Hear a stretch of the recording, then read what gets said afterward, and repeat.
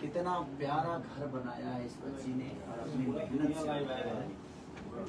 इसलिए मैं उस दिन भी बोला था ये 500 पे बेचारी डांस करती थी और मैं 2000 रुपये 1500 पे मैं कार्यक्रम करता था।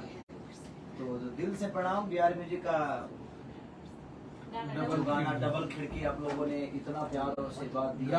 ग्राउंड बता रहा हूँ एक हमारे बीच से एक मेहमान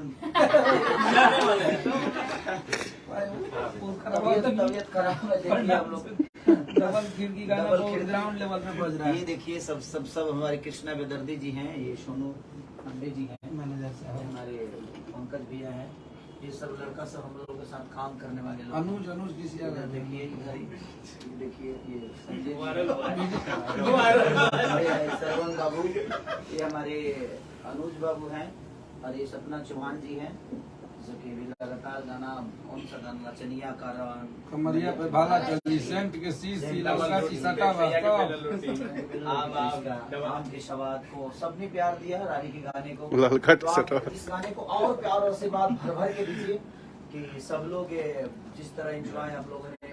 ये बिहार है, देखिए यही है।